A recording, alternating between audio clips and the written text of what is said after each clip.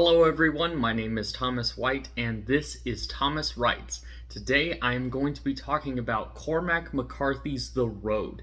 This book was written back in 2006 and won the Pulitzer Prize that year for Best Fiction Novel. Cormac McCarthy is a very unique author. He has written a number of books, from No Country for Old Men, which was turned into an award-winning film, and he wrote Blood Meridian, a book which I have read that is thoroughly disturbing and infinitely fascinating at the same time. He's very popular out in New Mexico and West Texas. He has actually lived in El Paso as well as outside of Santa Fe, New Mexico. And as someone who has lived in both Texas and New Mexico, it is really cool to see a national best-selling author come from this part of the country. He's also a very interesting guy in that he has only ever had one television interview with Oprah, and he is kind of a recluse. He doesn't like the public spotlight.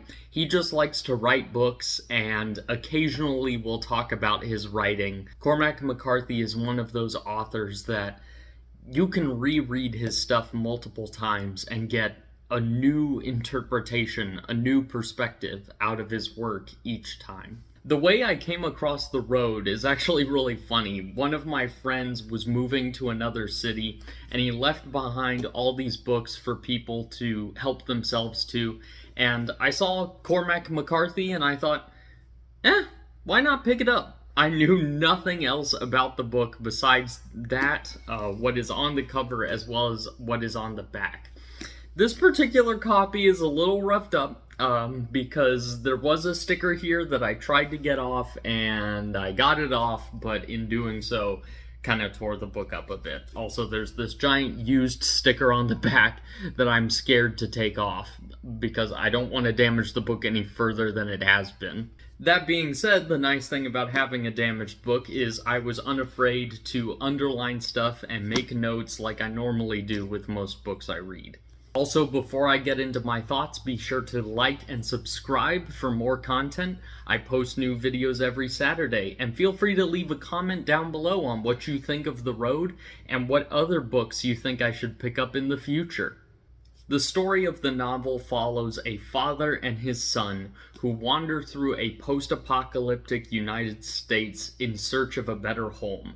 And to be honest, that is the only thing I really want to give away about the story, because this book's story is so fascinating because you can tell how much it has been inspired by other post-apocalyptic books and how much it has inspired other works in the genre of post-apocalyptic fiction.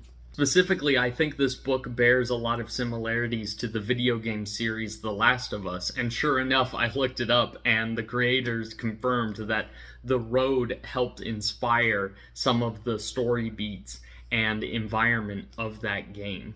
I want to keep this a spoiler-free review because I think this is a book that everyone should experience fresh for the first time, so I'm not going to give any details about the plot.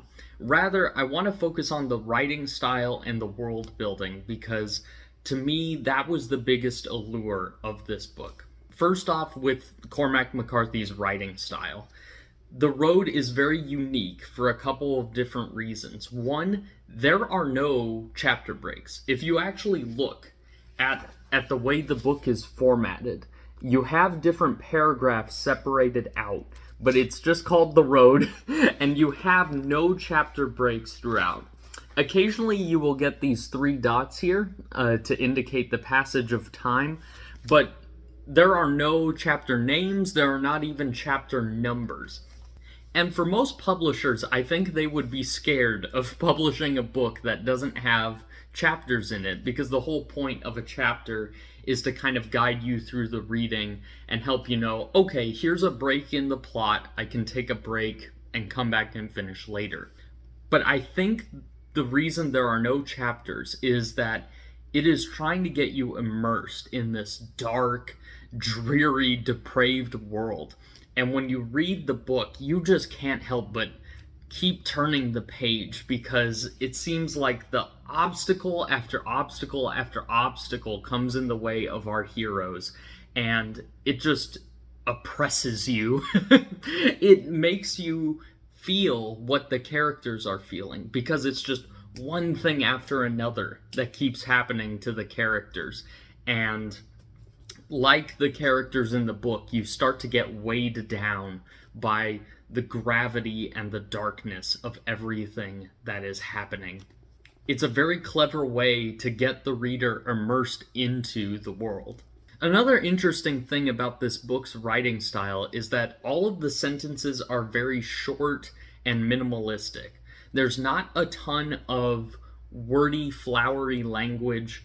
There's not a ton of in-depth descriptions of what different things look like. I think what Cormac McCarthy is trying to do is he is trying to get you to put yourself in the shoes of the characters. So when he mentions things like a can of Coca-Cola or a certain model of car, he's expecting the reader to fill in their own experience into the characters.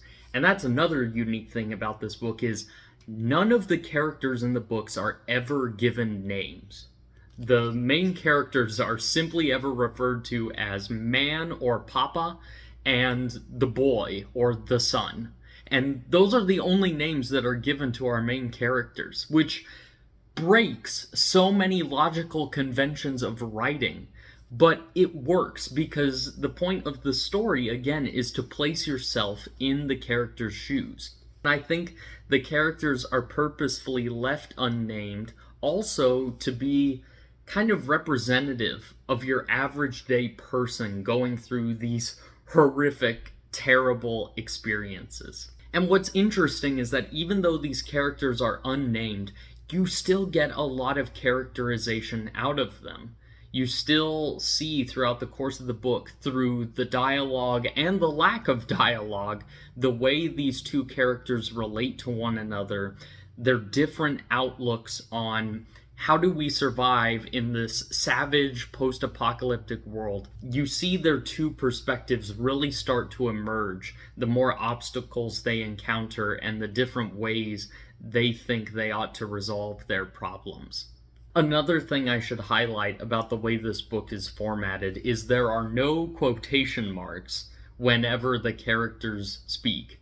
And again, I don't know how Cormac McCarthy was able to get this past the publisher, because every writing class you ever take will tell you you have to have quotation marks and make it clear which character is speaking. But the brilliant thing about that technique is it forces you to pay attention to the dialogue, and you start to pick up on your own which character is speaking based on what they are saying and their tone of voice when they are talking. What also makes The Road so special is the way it handles world building. It's never explicitly said what caused the apocalypse. My personal theory is that it's nuclear war, just because of all of the descriptions of ash and explosions and people with horrific scarring.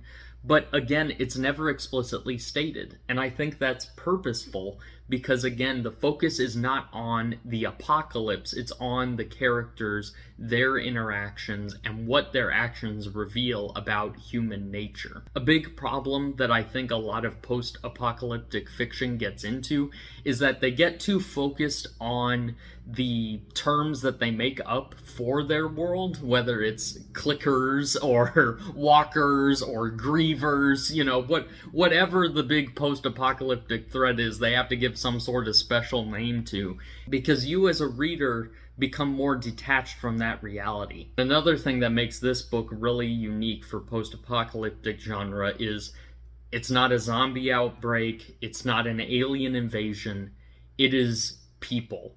Just people living in a shattered, broken wasteland. And to me, that is more terrifying than any of the sort of monster apocalypses. And what makes that scary is the book feels very realistic in that, yes, if the government collapsed, if we were living in a nuclear wasteland, I could very easily see people acting in these ways. The book never goes out of its way to say the real monster is man. It never does anything cheesy like that. But simply through showing the savagery of this post-apocalyptic world, you get that message that humanity has the potential for incredible, incredible evil. And going through this book, I was a little worried because Cormac McCarthy writes very dark stuff, and I was worried that this book was going to just leave me depressed and bitter and upset. But without spoiling anything, I will say that what I love about The Road is that in spite of all the darkness, in spite of all of the horrific things that take place in it, there is still a glimmer of hope. And the book ends in such a way as to give the reader a bit of hopefulness, that even though humanity is incredibly messed up, it is not irredeemable. The Road is a novel where the beauty is in its simplicity. It is not a very long novel, nor is it very description heavy, but you get so much out of it just because every dialogue scene is intentional. Everything that happens, every obstacle that the characters encounter is intentional. It reveals you more about the world. It hammers home the themes in a very effective way. There is no wasted time in this book. All of the fluff is cut out, and all that is left is one of the best books that I have ever read. So at the end of the day, for a channel first, I am going to give The Road 5 out of 5 stars.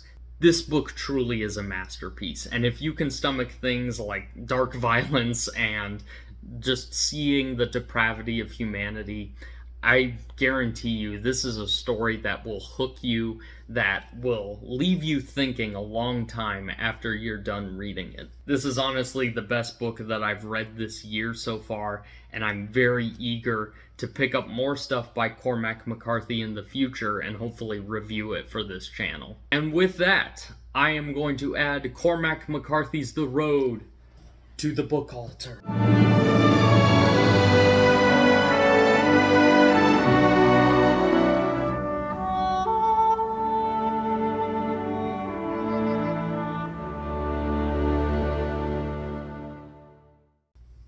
It is an old copy, so it may be hard to get it to stand up. Also, I've done so many audiobooks this year, I haven't had the opportunity to add stuff to the book altar a lot. So hopefully, once I do more paperbacks, that shelf will start to look a little better. But anyway, thank you guys for joining me, and I'll see you in the next video.